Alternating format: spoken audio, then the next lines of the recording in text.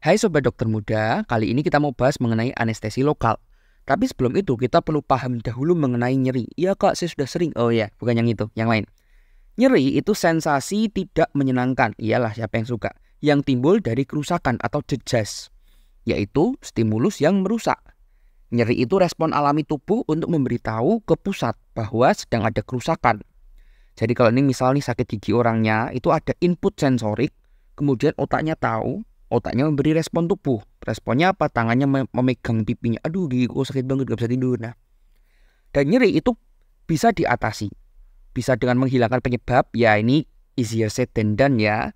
Bisa dengan meningkatkan ambang nyeri, bilang Pak yang sabar Pak, yang tahan Pak. Bisa juga dengan psikosomatik ya, tatap mata saya, tuh hipnotis. Yang akan kita bahas kali ini yaitu dengan menghambat impuls dari nyeri itu sendiri. Dengan apa? Dengan obat anestesi. Salah satunya anestesi lokal. Nah, anestesi lokal sendiri itu kehilangan sensasi pada daerah tubuh tertentu, sehingga menghilangkan rasa sakit juga. Sifatnya di bagian tubuh tertentu, enggak semuanya. Reversible, bisa kembali lagi. Dan tanpa menghilangkan kesadaran. Nah, ini kuncinya ya. Anestesi lokal ada beberapa macamnya berdasarkan teknik ya. Pertama itu ada topikal. Topikal itu di ujung saraf di permukaannya aja, free nerve endingnya. Kemudian ada infiltrasi, itu ujung-ujung pada saraf terminal ya, saraf paling pucuk terminal. Ada juga field block, ini anestesi di cabang besar. Terakhir ada nerve block, itu di cabang utama saraf tersebut. Jadi kalau misal kita bahas saraf kranial kelima, saraf trigeminal di sini. Cabang utamanya dibagi jadi 3, cabang ophthalmic, maxillaris, dan mandibular. Nanti misal yang mandibular nyebar lagi jadi nervus lingualis, inferior alveolar yang ke gigi-gigi, dan nervus longibucalis. Nah, jadi kalau nerve block kita anestesi cabang utama, misal nervus mandibularis. Ya nanti semua cabang besar dari saraf ini akan kena, nervus lingualis, alveolar inferior, dan bukal kena. Kalau field block itu cabang dari cabang utama, disebutnya cabang besar. Misal tadi cabang utamanya nervus mandibularis, ada 3 kan? Salah satunya nervus alveolar inferior. Ini kita field block, bisa seluruh sepanjang saraf ini akan teranestesi dari semua gigi sampai ke dagu, ke semua cabang terminalnya. Nervus lingualis dan bukal, cabang lain dari nervus mandibular yang utama enggak kena. Kalau misal targetnya itu misal mau 1 gigi aja, kita bisa pakai yang namanya infiltrasi lokal. Anestesi kita deponir di ujung terminal cabang besarnya. Di ilustrasi ini kita targetin sama di nervus alveolar inferior, tapi di ujung terminalnya, di dekat foramen apicalis gigi-gigi. Nanti yang kebas hanya 1 gigi aja, enggak sepanjang saraf ini. Dan terakhir ada anestesi topikal. Bisa kita mau anestesi bagian pipi aja ya, dioles aja di situ, kenanya free nerve ending. Kemudian buat klasifikasi obat anestesi lokal. Ada 2 golongan, golongan berbasis ester dan golongan berbasis amida. Bedanya di intermediate chain-nya di sini, yang satu COR, yang satu NHCO. Ini yang amida BTW.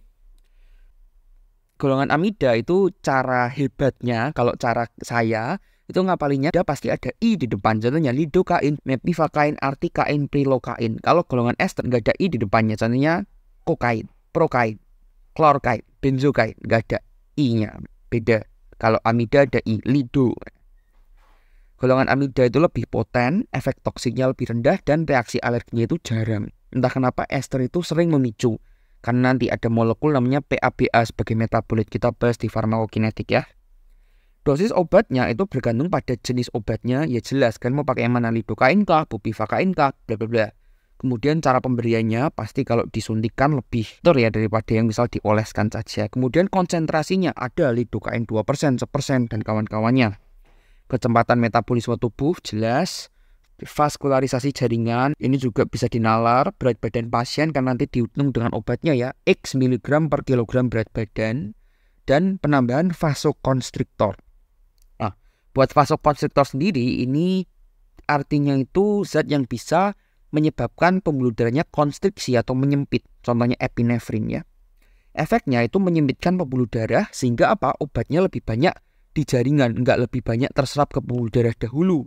Sehingga efeknya onsetnya atau waktu yang dibutuhkan dari kita nyuntikin sampai kerasa kebas itu lebih cepat. Efek anestesinya lebih lama dan anestesinya itu lebih kuat atau lebih dalam dimensinya. Kemudian toksisitasnya lebih rendah, dan karena tadi semua alasan di situ, kita bisa pakai obatnya itu lebih minim. Oh ya, by the way, dalam anestesi itu punya prinsip pakailah sedikit mungkin untuk efek sebesar mungkin ya. Salah satunya dengan apa ya? Dengan penambahan vasokonstriktor ini. Kemudian penghitungan dosis obat ya, karena kadang-kadang ini membingungkan ya, karena sediaannya misal di ampul itu kan tulisannya berapa persen, berapa mili, sedangkan kita pakai rumusnya kan miligram per kilogram berat badan. Nah, kita bisa pakai contoh ya, ini kakak pakai lidocaine 2%. Dengan vasokonstriktor itu kalau nggak salah 7 mg per kilogram berat badan. Tanpa vasokonstriktor itu 4 mg per kilogram berat badan. Kalau kita pakai lidocaine 2% ya, 2% itu artinya 20 mg obat dalam 1 ml atau dalam 100 mg ya, sama aja lah. Misal kita punya pasien beratnya itu 60 kg, kita mau kasih lidocaine 2% dengan epinefrin 1:1 juta. Oke, 7 mg per kilogram berat badan dikali 60 kg. Berarti coret-coret ketemu berapa? 420 mg maksimum dosisnya. Tapi kan kalian bingung lah, Kak, berapa ampul di sini? Nah, dihitung. Dalam satu ampul, kaca yang kalian potek itu biasa isinya 2 ml. Berarti kalau dalam 1 mili itu ada 20 mg.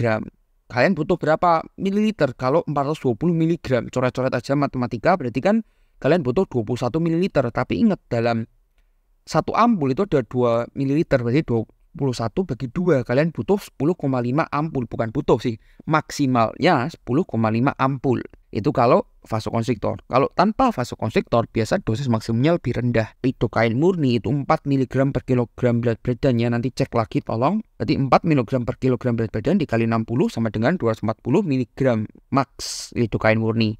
Hitung aja pakai rumus matematika. Kalau 1 ml itu 20 mg, maka berarti kalau 240 mg itu X ml. X sama dengan berarti 12 ml. Nah, ingat 12 masih harus dibagi 2 ya, karena satu ampul itu 2 mili, berarti butuh total maksimum 6 ampul. Ya, kelihatan beda ya penambahan vasokonstriktor dengan enggak. Namun, ketika nanti berat badan pasiennya itu meninggi, itu ada dosis maksimumnya. Contohnya kalau nggak salah ya, lidocaine dengan vasokonstriktor itu walaupun kita bisa hitung pakai rumus, dia tetap masih punya maksimumnya berapa, 300 mg kalau nggak salah. Nanti cek lagi tolong. Oke, buat dosis sekarang dari farmakodinamiknya.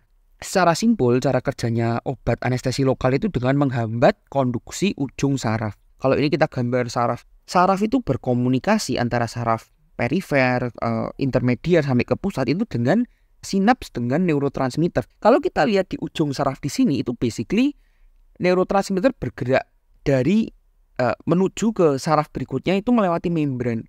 Neurotransmitternya itu masuk, dia membuat sarafnya itu terdepolarisasi.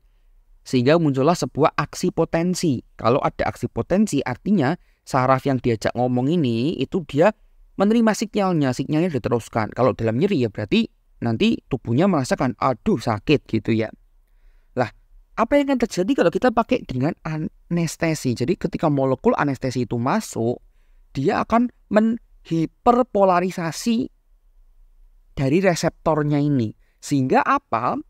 Sarafnya itu akan menjadi dungu atau nggak sadar ketika ada neurotransmitternya. Sehingga dia nggak bisa mengalami depolarisasi. Sehingga apa? Aksi potensi tidak terbuat. Sehingga sinyalnya itu berhenti di situ. Sinapsnya nggak terjadi, gagal. Sehingga apapun sinyalnya, nyerinya itu nggak akan diteruskan lagi. Teranestesi lah. Nah, ikatan ini itu ikatannya reversibel dan sebanding dengan konsentrasi obat.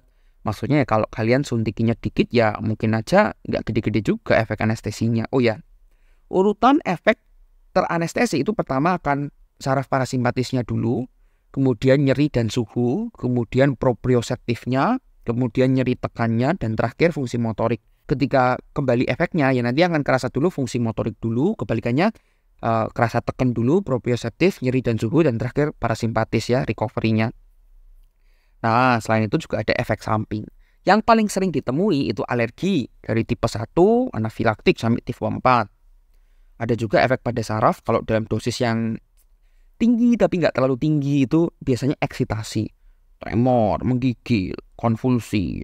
Kalau dalam dosis yang tinggi-tinggi, yang benar-benar tinggi itu biasanya depresi sistem tubuh. Buat kardiovaskular itu akan terjadi vasodilatasi, kecuali kokain ya, dia vasokonstriktif. Kemudian turunnya kontraksi jantung, dan di beberapa kasus ada kelainan ritmik blok arterioventrikular. Terakhir, buat farmakokinetiknya, absorpsinya itu kalau gel topikal ya langsung diserap sama dermis, atau spray langsung diserap dermis. Kemudian kalau sediaan injeksi langsung ke jaringan. Jadi pastikan kalian itu nggak ngedeponir pas di pembuluh darah, kecuali memang kalian mau target ke sana ya. Caranya gampang. Ketika kalian masuk ya, aspirasi dulu, tarik spuitnya. Kalau ada darah yang masuk, ya kalian undurin dulu 1 mili lah. Masuk lagi, aspirasi lagi. Onsetnya biasa itu 5 menit, cepet kok, merasa kebas, tebel jaringannya, kesemutan mungkin. Nah, durasinya 1-1,5 jam. Dan kalian perlu perhatikan pH jaringannya, karena anestesi lokal itu nggak bisa dalam pH yang rendah. Jadi kalau misalkan nemuin abses, kemudian kalian mau eksisi, ya kan mau nggak mau harus pakai anestesi, jangan pas di absesnya, di pinggir-pinggirnya. Kalau kena pas di abses kan isinya bakteri, pH-nya rendah ya, pasti nggak akan kerasa. Nah, kalau memang kalian harus ke situ, biasa saya campurin anestesi lokal dengan bikarbonat. Kenapa? Karena bikarbonat itu buffer, bisa menyangga keasamannya. Nah, kemudian buat distribusinya, dia itu akan di jaringan, kemudian nanti akan lama-lama diserap pembuluh darah. Kalau dari pembuluh darah ya pasti dia akan ke jaringan-jaringan yang ke sistem-sistem tubuh yang perfusinya baik. Otot contohnya, otak. Buat metabolismenya, golongan ester di plasma darah lewat kolinterase. Nah, dia akan menghasilkan metabolit namanya PABA. Para amino benzoid apa gitu. Nah, ini tuh memang known allergen, jadi sering banget nyebabin reaksi alergi. Kalau yang golongan amida itu di hepar, di liver via hepatic enzyme.